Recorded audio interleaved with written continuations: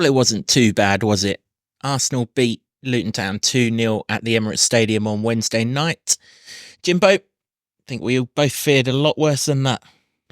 Yeah, I'm glad that my prediction wasn't proved right. Still lost, but Indeed. We'll cover the game and a few bits that surround it after this intro. Can you believe it? We are Premier League! Yes! I love this town. I love this town. I love this town. You know what I love about this town is actually you. Everyone in it has got these massive souls. We're Luton people, and that's what we care about.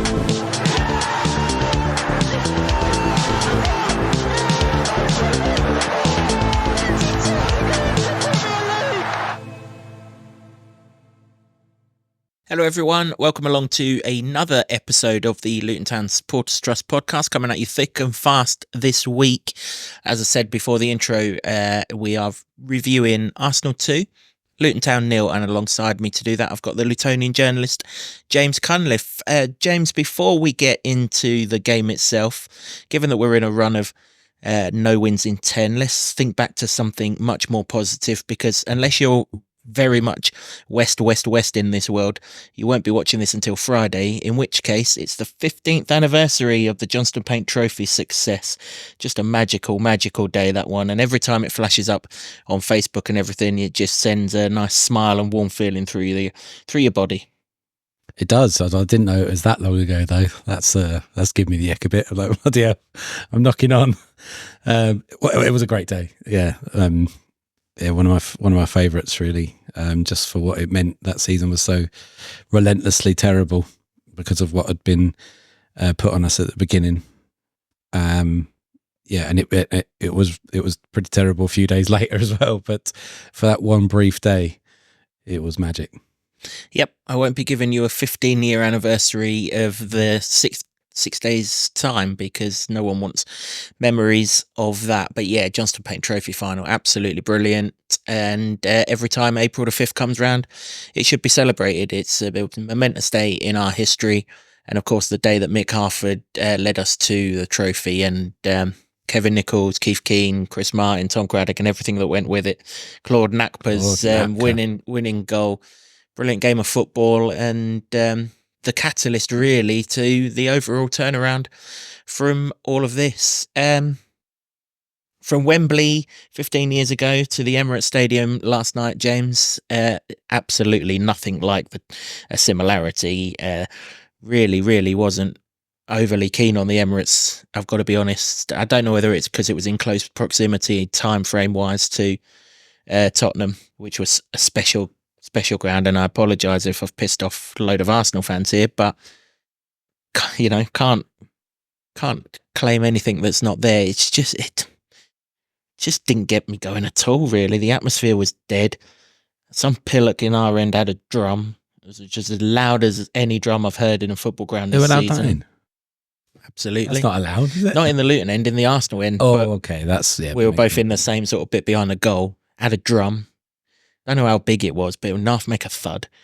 Two people behind the goal had these ginormous flags every time someone got near it, and it was like, what is this sanitised nonsense? Some weird concoction of a song before the game as well, which is definitely not anywhere near close to matching You'll Never Walk Alone or anything like that at Anfield. But it is better than that pillock who had a trumpet at Spurs before the game on Saturday. That is the one thing that you have got better than Spurs Arsenal fans. But yeah, the whole night really kind of felt a bit flat. They were there to win. We were there not to get battered, and 2-0 scoreline, and everyone strolled off with smiles on their faces, almost happy that was the result. Job done all round, really, isn't it? Yeah, I mean, I was fearing the worst. That I gave a 4-1 prediction, and that was on the low end. I thought, I mean, they're the leading scorers. They don't give much away at the other end, as we saw. Well, not only from that game, but they kept Haaland and co out as well. And yeah, the amount of injuries that just kept getting worse for once, really. If you're looking for silver linings, it's the first game I can remember in a very long time where nobody got extra injured. So, or we hope so. So on those sorts of things, it's plus points, isn't it? Really, and the season, as everybody says, is not going to hinge on that game, but it soon will.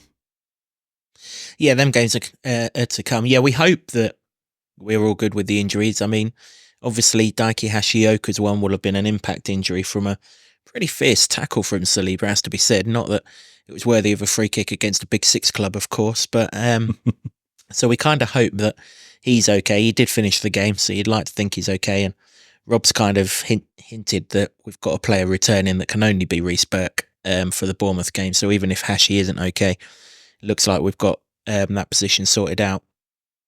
Team news was very interesting, wasn't it? Their team, first and foremost, they made 5 changes. Saka was nowhere to be seen. Obviously, the pitch didn't need rolling last night, so he was absolutely nowhere to be seen. No Martinelli from the start, no Jesus from the start, no Declan Rice from the start, and I can't even remember who else they dropped. But there was Kai Havertz, so I was happy with that. I did mention in the preview I wanted him to play, and he did. Luton's team news was actually a lot more positive than I thought coming out of that press conference on Monday. Yeah, I did not expect to see the name Alfie Doughty anywhere on it at all. Nowhere near fit, not even 50%, I don't think. But fair play to you, Alf. You soldiered on for 90 minutes. You put your body on the line for the cause. Fair play. To Heath Chong, didn't expect to see his name anywhere to be seen either. Credit to him as well, coming on for a really, really good 35 minutes. But the headline, we've had to take someone out of school, Jimbo. That's how desperate we're getting. We have to get permission from the headmaster to take someone out of school. Christian Chigozi on the bench, centre back, and when Hashi and Ted and Mengi were down in the same incident, you were looking over to that bench and thinking, "All right, mate, get ready, you're coming on." Yeah.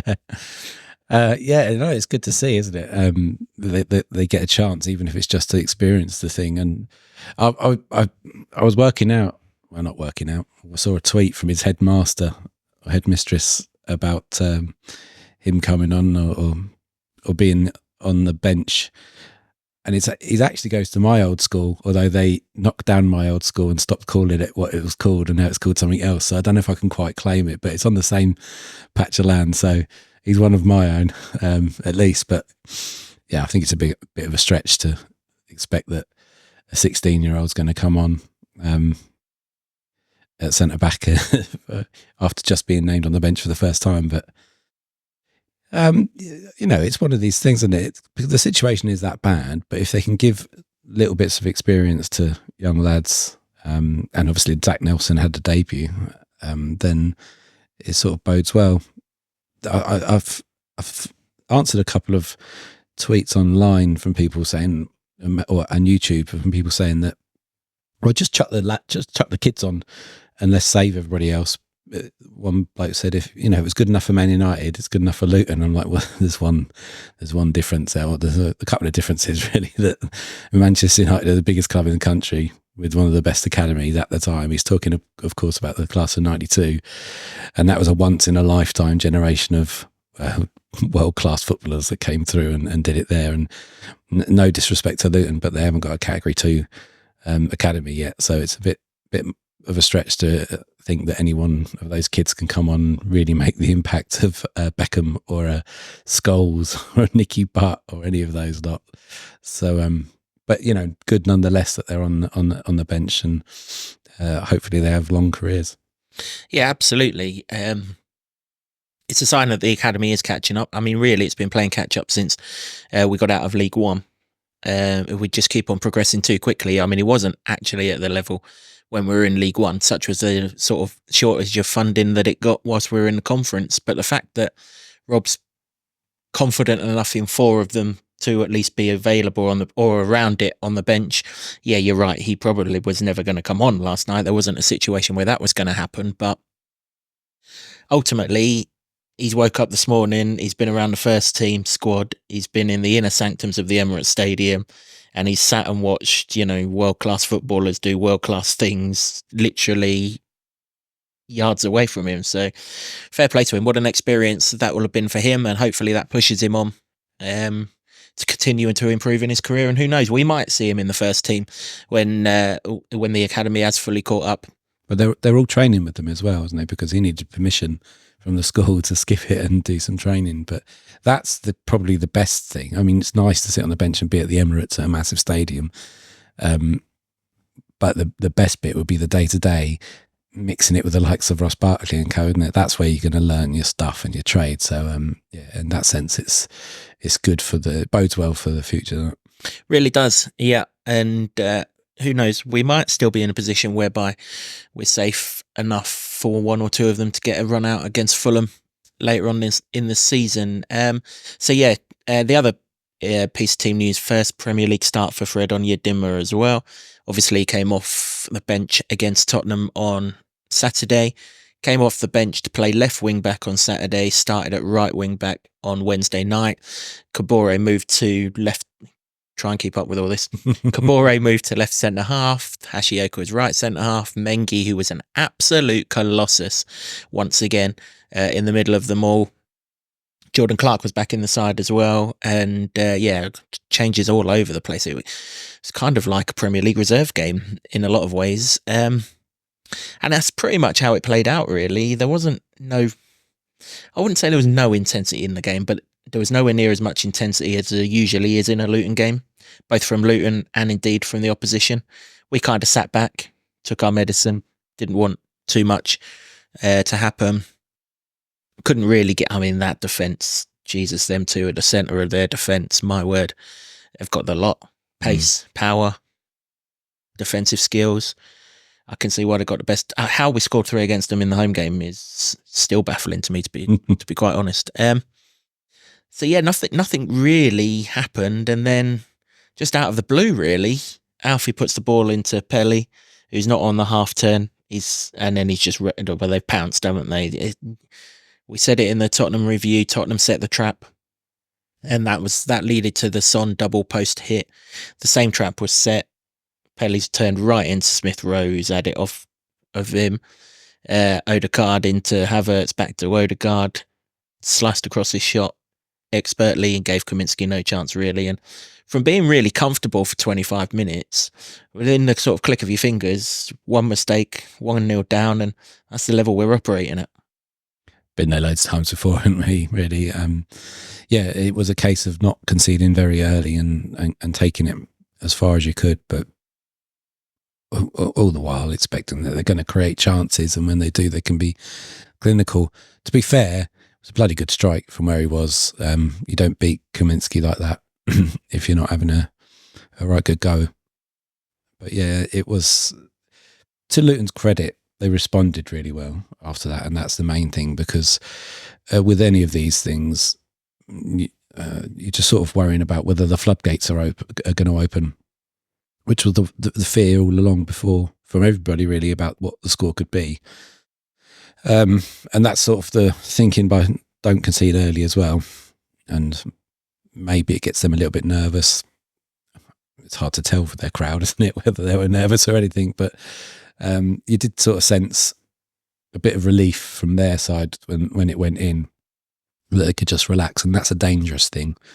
But as it happened, not too bad in the grand scheme of things. Yeah, they were heavily in the let's save ourselves for the bigger fish to fry mode, weren't they? I mean, obviously, the announcer announced at the end of their next 2 home games are some club called Bayern Munich and Aston Villa. I mean, you go from Luton to Bayern Munich. I've never seen such a downgrade from Luton to Bayern Munich before. And of course, Harry Kane and everyone that's going to go with that Champions League quarter-final.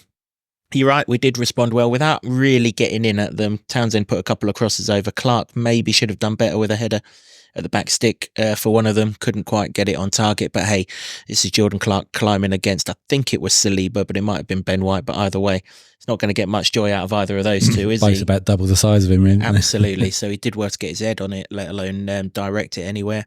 And again, the game just looked like it was petering out. And then out of nowhere, they've just flicked through the gears and sliced us wide open, really. Barkley hasn't tracked Emil Smith-Rowe, and he absolutely knew about it once the ball ends up in the back of our net as well. Ted and Mengi did enough get into him. Smith-Rowe has all of the penalty box to himself. You give someone of that quality that much time, he's going to pick someone out. I mean, the bloke he picked out ball went through his legs, so that was happy days. Unfortunately, Hashi's covered him so well that he can't see the ball come in, and it's just hit him. And how's your luck, Hashi? It's not great at the minute. I mean, he'd just been wiped out 5 minutes beforehand, probably couldn't even feel his legs, let alone move the things. And ball hits it and just trickles over the line. And as I say, Mengi had a right old pop at Ross Barkley. He got stuck into him, and I kind of like it, really, because, you know, it just tells me that they all see Ross as one of the boys, because we all know that he's different class. Mm-hmm. But if they all see him as one of the boys, then that's why it's all working so well. So I've absolutely no problem with Taylor Mengi. Ross Barkley gave a bit back, and not to the point where there was, you know, shoving and fisticuffs or anything like that you sometimes see. But I'm fine with individuals getting called out for not doing their job in a game of that situation, where just track your runner. Yeah, it also shows that Mengi's stepping up to be a leader, isn't he? Which, considering when he was signed and he didn't play for the first few games, and we're thinking he's going to be sort of an understudy, he's like the main man now, isn't he? And he's both forced to be, but also deserves to be as well, because he's been really fantastic. And he was, again, on Wednesday night, he was, yeah, it's a shame, because, and that may feed into why he had that reaction against Barkley, because it's so frustrating, isn't it? But again, even when they've made the space, they found the space, they've lost Ross Barkley the marker, and they get to the byline, the person they don't cross it to doesn't get it, and it still goes in, and it's so frustrating. I mean, it wasn't the, a still unfathomable shank from Kabore at Tottenham Stadium, but yeah, it just hit Hashi and went in, didn't it? It's just again, we spoke about it in the last podcast. It's the timing of these goals which are so frustrating, because it just doesn't seem like a fluke that these teams are getting these goals at, just before or just after half time, because they know how important those moments are. At 1-0, you go in and you might have thought, well, there's still a chance to nick something. There's no chance that they were scoring two, really, after that. So it's damage limitation, which you could say probably was the whole of the game. But when you've got a little bit of a sniff at a 1-0, something like that, then anything could happen, as we've seen many times in football before. But yeah, it was a very frustrating one. Very, very frustrating. Yeah, it was. Yeah, there's no getting away from that. It most definitely was frustrating. I actually thought Barkley was having a really good game as well. He pinged a few diags to Alfie and Clark that were absolutely superb, and he carried us up the pitch after they scored that opening goal as well. And yeah, nothing came of it, but that's only because of the quality of their defence. I mean, you're right, when the second one goes in, we could still be playing there next Wednesday with the quality of their defence, and we weren't getting 2 goals, were we? But the big fear at half-time, you've literally just conceded a second goal. You can see heads have dropped. The incident with Mengi calling out Barkley and everything else. You look at our bench, there's only really Chong, Berry, Woodrow to come off of it. You look at their bench, it's got to be best part of £500 million on theirs. Yeah. And you're like, if they bring these on and we tire like we did, say, at Bournemouth in a midweek game, this is going to be, and they want the goal difference, this is going to be absolute carnage. Thankfully, they clearly didn't want the goal difference, even though they brought some of those on. Sure, if they wanted the goal difference, Gabriel Jesus, for example, would have come onto the pitch. Martinelli would have probably played on the left rather than going over, playing on the right and things like that. So, but we didn't. And every time, actually, that you think, oh, this could get messy, these boys are like, no, we're not going to let it get messy. We're going to bounce back, and we're going to make sure that whatever happens, we come out of here with some credit. And Rob always speaks about scoring the last goal, doesn't he? We didn't score the last goal here. That wasn't happening, but we were definitely no worse than them in the second half. I think we had 47% of possession in the second half alone, and we had more shots on goal than them in the second half. Again, nothing really threatening David Raya, but Kaminski's only made 1 save in the second half as well, and that was from a long-range effort from Eddie Nketiah. But I really liked us in that second half. I liked the fact that we just got on the ball, we travelled with it, we carried it, we tried to get our players in good positions. We did get our players in good positions. Kabore was down at the byline a few times. Chong slid Alfie Doughty in behind Ben White a few times. I mean, to be fair to the two fullbacks, when they're looking up who to cross it to, I doubt they could even see Morris, so they've got their two towers either side of him, let alone pick him out. But I really liked how we carried the game to them, bearing in mind at this point they're bringing Declan Rice off the bench, they're bringing Martinelli off the bench, and Nketiah's coming off the bench, Jorginho's come off the bench. You know, these are Champions League winners, Premier League winners, and the like. But we were still brave enough to go at them. Again, you know, you can't say that we were threatening or anything, but we didn't go under, and we leave there with something to take from the game, even if it's not the result that we wanted from the game. And that's the thing. That is the thing, because if you get absolutely hammered, then who knows what that means for the next game. But if you can go there and play that well, admittedly without threatening, hold your head up high, and Rob used the phrase of not going under, which is exactly what it was. I did think that they played some good football in that.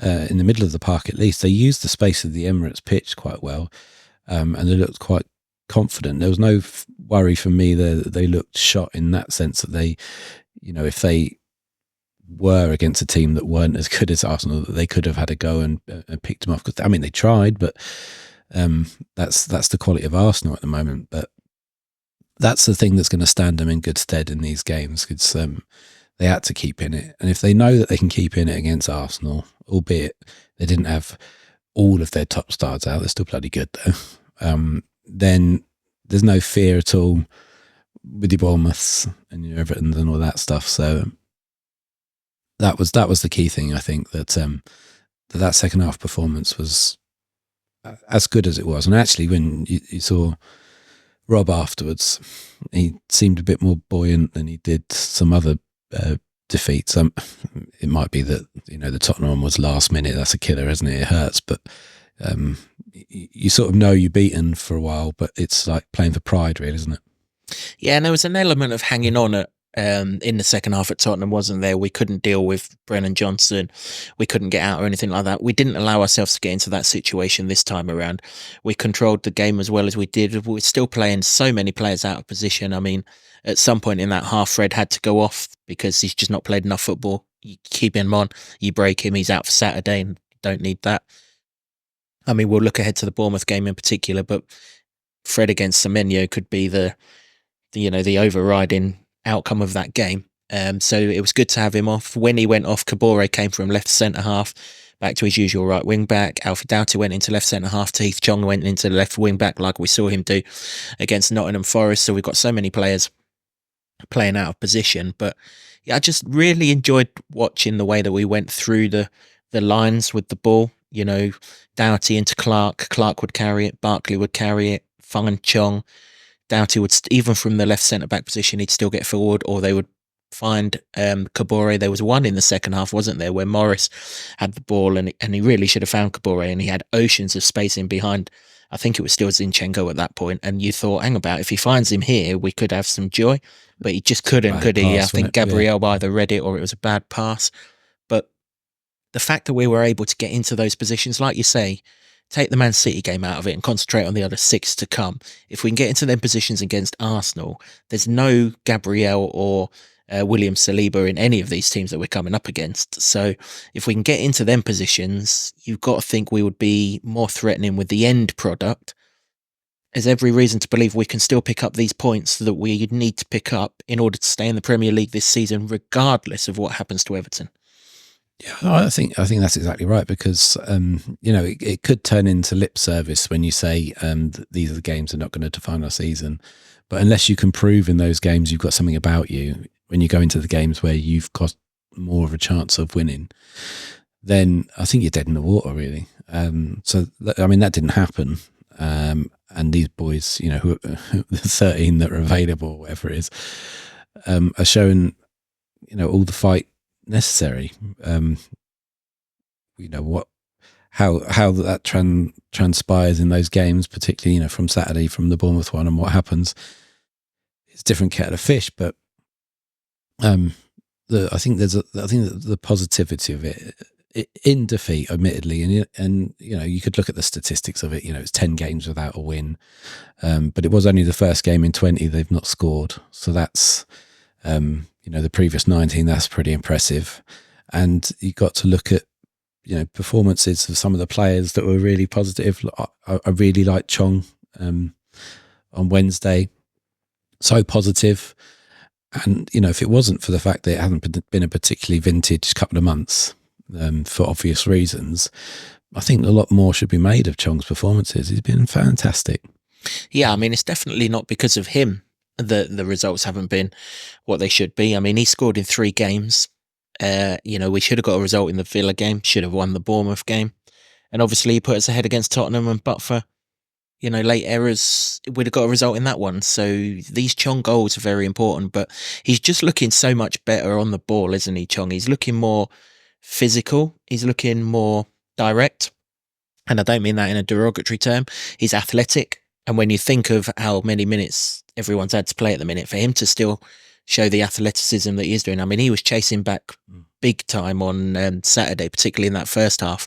It was mentioned in our YouTube comments that Porro only became a factor, and we mentioned it in the podcast once Chong went off in that game. And he's obviously in amongst this sort of 2-month spell. He's taken an absolute battering at Bournemouth that's forced him off the pitch, and another battering at Tottenham that's forced him off. So he's adding robustness to him as well.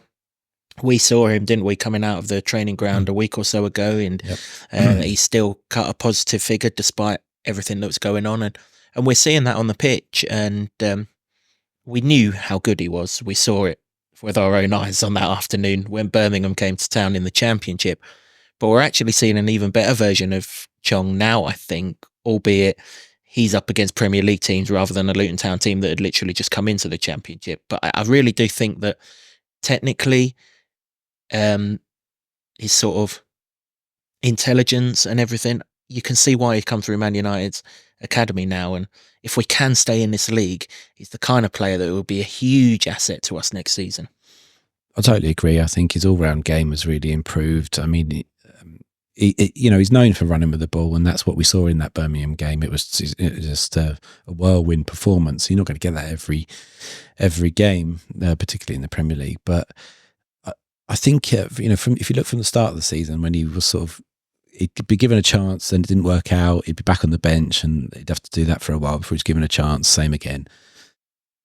The frustration for me of that was, because we know there's a player in there, was that he was too easily sort of shaken off the ball. I don't see that now. It's like, I mean, it can happen. It can happen to anyone. It happens to Ross Barkley sometimes, but it's harder to get the ball off him, which is good. And when he's got end product, as in the goals he scored, but also some of the goals he set up as well, he's a real asset to the team. And really, really growing into the team at a moment when everyone's trying their best, but there aren't that many, I sort of say this with lowercase letters, superstars, but he's sort of putting a case forward for it. Yeah, if we can get bodies back to the situation where we can go back to that 3-4-2-1, and he can be one of those two, he is a massive player between now and the end of the season, because the teams that we're coming up against is exactly the sort of style that he likes. You're right, he was soft earlier in the season. I called him out for the way he went down trying to get a foul against Brentford on this podcast earlier at the time. But since then, yeah, he's really grown, and like a lot of people under the Rob Edwards coaching, actually, he's improving all the time. Another fellow who's improving, and we really, really should give an absolute huge shout out to this guy, because there's another one that I've called out for. I mean, it was so obvious after the Aston Villa game, is Issa Kabore, because since he switched off at that backstick, his defending has been absolutely superb, whether it's been left centre-back when he's been called upon on the couple of occasions he's been called upon there, but particularly right wing-back. I mean, you think about wingers in this league. I mean, even on Saturday, for all Timo Werner can't finish his dinner, he's lightning quick, right? The game before that against Nottingham Forest, they have Elanga, Callum Hudson-Odoi. None of these were really factors, and yet whilst doing his defensive work, he's still able to get forward. He set the Ross Barkley goal up at Bournemouth. He was involved in the sort of move that led to the Chong goal by getting the ball into Clark. He's still able to get forward. His end product when he gets forward is a lot better. There is still the odd cross that sails somewhere into a different time zone, but in the main, he's getting better there. And maybe that Aston Villa era was the coming of age moment of him, because in the whatever it's been 6 or 7 games since then, I can't remember him putting a single foot wrong. He's been perfect going backwards and going forward. I can remember. Well, apart from the own goal, yeah, I of still course. don't know. I still don't know how he shanked that in against Tottenham. But yeah, I take your point. His defensive work has been outstanding, and I almost got the sense that, you know, when he came back from AFCON, he wasn't really getting in the side, and they didn't fancy him because they'd figured out a way to play without him being there. But yeah, since he's come back in, and of late as well, when they've all had to really step up, and he's, you know, he's not a Luton player. He's he probably won't be here next season, but he's putting a shift in, and to you know, the versatility that he's having to show as well, because he's not playing his wing back role that he came here for. That's the same as Hashioka. I mean, I've not seen him play his proper role yet. They're all having to fill in, and they're doing a good job of it. And apart from that shank against Tottenham, he has been outstanding, I think, and all credit to him. I mean, if he can finish like that at the other end of the pitch, we'll be absolutely happy days. Of course, Issa can give everything he's got on Saturday because he can't play against Manchester City, and we might be scrambling around for bodies at the back in that game. But again, we'll come to that down the line. Can't end this podcast without absolutely going large on Ted and Mengi. I know you mentioned it just then. It's so easy to forget that this guy's 21 years old, because he plays like he's been in the Premier League all his life, like he's established in the league, like he's one of the best central defenders in the league. And I've got to be honest with you, I'm looking around. I mean, them two last night were obviously the benchmark, but he ain't a million miles away from him from what I saw last night. I mean, Havertz wasn't a factor at all, and for all I jest about how he might or might not be very good, the fact that the only time you saw him in the game was when he was swan diving and getting booked, quite rightly so, speaks volumes. I mean, this is a guy who scored a winning goal in a Champions League final. Not getting a look in. Same on Saturday, really. Son, by and large, apart from when we made our own individual errors, Son didn't really get much of a look in either. He had the shot that hit both posts and the goal, but the goal was obviously not Mengi's fault because it came from a corner where he was in an attacking situation. He's just so good, and if we stay in this league and we're able to keep him beyond, I think he's a future Luton captain. I really do. Yeah, I think he's showing those qualities now. I mean, there've been very few strikers that have got the better of him. That's why when City came to town and Haaland was just monstrous, and you were like, I've never seen that against Mengi, because he doesn't let other strikers bully him off the ball. And when you saw that, it was quite shocking, really, because it wasn't like he wasn't trying. It's just that guy is unbelievable. But I mean, against pretty much everyone else, he's given as good as he's got, and he's come out on top, actually. Yeah, absolutely. Yeah, in many occasions, and he's thrown his body on the line. A couple of blocks in the last 2 games where you thought, wow. Even when they're getting heavily challenged in them, and yeah, it was a bit worrying when he went down. But you have to think he's probably made of quite strong stuff if he's gone on England under-21 duty, been sent back for an injury, but he still recovers to go back and play for England, and then carries on doing what he's doing for Luton. So it's a wonderful acquisition, and I would probably say, if we went back and looked at episodes of this from earlier in the season, he's far in advance of where I thought he'd be. Yeah, I mean, I thought he was a player at Exeter, but you can't really tell against Exeter. But yeah, he's absolutely fair. Well, certainly in the defensive areas at the minute, he's the first name on the team sheet, isn't he? I mean, you could argue Ross Barkley is actually the first name on the team sheet, but Mengi certainly isn't far behind. Yeah, Haaland didn't look like a League 2 striker against Mengi that night, did he? Yeah, shame he. Hopefully he looks like a League 2 striker next Saturday. Hopefully he just doesn't play. Well, that'll be handy. Didn't play against Aston Villa, so he doesn't necessarily need to play against us. So yeah, they're three really good performers. And just a word on Fred, actually.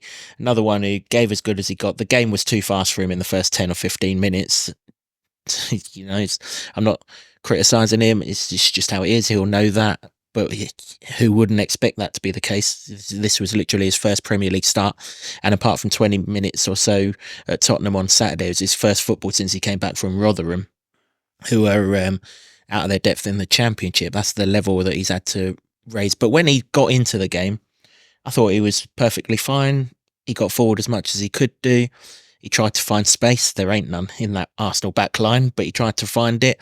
And again, if we're looking ahead at the games to come where we're playing against defences that aren't as good, Fred's pace, the fact that he's got legs and he can carry the ball into those dangerous areas and commit men that could then open up a little bit of space for the cleverer players, the Chongs, the Barkleys, the Clarks, the Morrises of this world.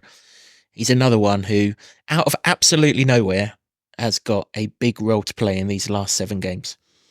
Yeah, he could be the most unlikeliest hero. And I think anybody with any football intelligence, you don't even have to have any football intelligence, can realise the potential opportunity ahead of him there, that he should not be playing Premier League. If he got injured at Rotherham and he came back, but even then, a month or two ago we were told he was still injured. Nobody had thought about Fred Onyedinma. That's no disrespect to him, but he just wasn't.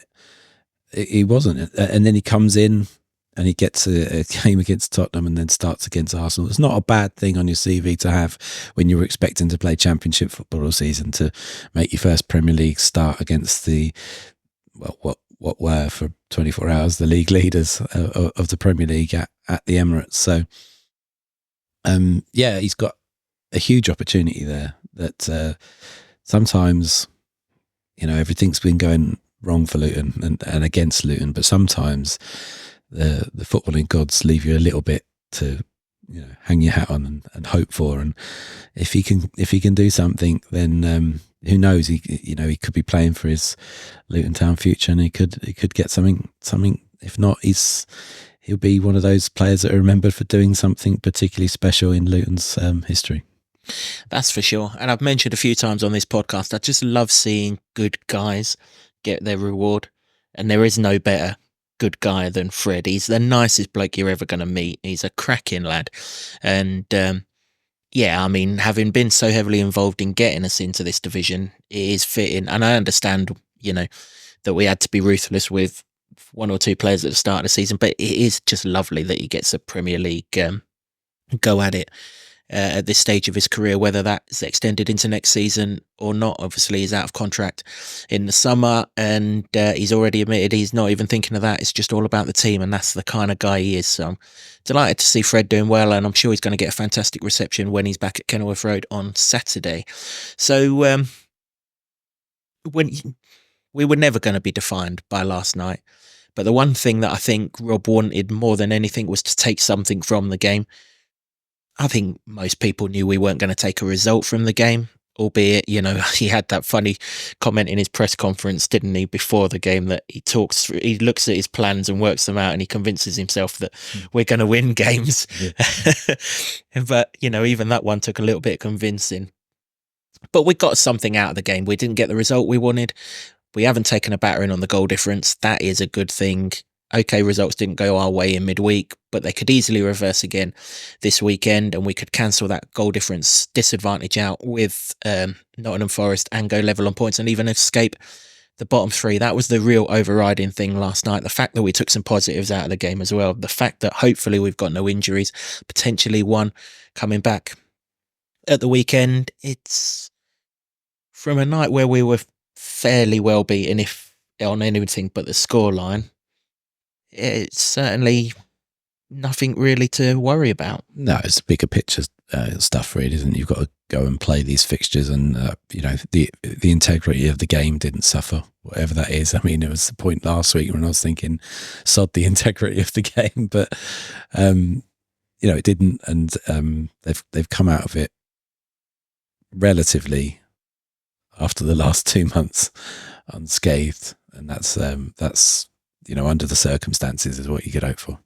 Yep, I've never been in a Premier League dressing room, but if you can take confidence from a 2-0 defeat, I think that was the one that we were able to take confidence from, and the proof will be in the pudding on Saturday. That is it for this episode of the podcast. Thanks to everyone again who at the Emirates last night came up for a chat and let me know how much you enjoy the podcasts, and grateful for us for doing it. We're actually grateful for you for watching or listening, however it is that you consume this podcast. Thanks for doing exactly that for this episode. They are coming so thick and so fast. Poor old James, he's on the editing machine like a hamster in a wheel this week. It's non-stop, isn't There's it? an image for you. There's smoke coming out of the thing. It's that busy with podcasts this week, but it is the last midweek, Jimbo, so we're all Thank God. much calmer from here, that's for sure. Thanks for joining me, for taking time away from the editing suite to give your thoughts on that game. Thanks to the Hightown Club for hosting our studio as always. We really do appreciate it. Thanks to Sean Grant and the Wolfgang for our brilliant intro, and to Ed Smith Creative for all of the designs that you see on set. Until next time, which will probably be out roughly 30 seconds after you've finished watching this one, which will be a preview of a huge Premier League game against Bournemouth. Come on, you Hatters. Can you believe it? We are Premier League! Yes! I love this town. I love this town. I love this town. You know what I love about this town is actually you. Everyone in it has got this massive soul